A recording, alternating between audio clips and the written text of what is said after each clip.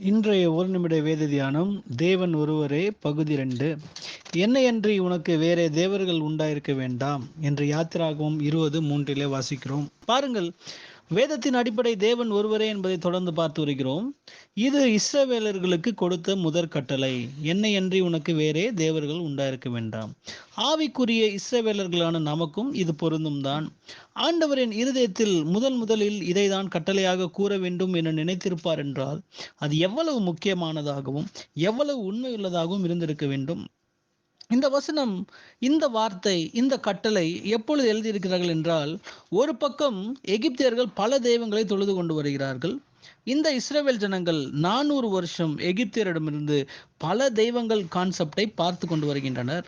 அது அவர்களுடைய மனதில் ஊறி போய் இருக்கின்றது. அவர்களிடம் ஆண்டவர் முதற் கட்டளையாக சொல்கிறார், என்னை அன்றி, ஐ ஆம் த ஒன், என்னை தவிர வேறு தேவர்கள் உனக்கு உண்டாயிருக்க கூடாது. இன்று கூட ஆவிக்குரிய இஸ்ரவேலர்களாகிய நாம் சுற்றி பல தெய்வங்களை ஆராதிப்பவர்களை பார்த்து வருகிறோம். இந்த சூழ்நிலையில் நாம் ஒரே தேவனுக்காக வைராக்கியமாய் இருக்க வேண்டும். நம்முடைய துதி, ஸ்தோத்திரம், கனம், மகிமை எல்லாம் ஒரே மெய் தேவனுக்கு செலுத்த வேண்டும். எந்த இடத்திலும் அவருக்கும் ஒரு பங்கு என அவரை பிரித்து வைக்க வேண்டாம்.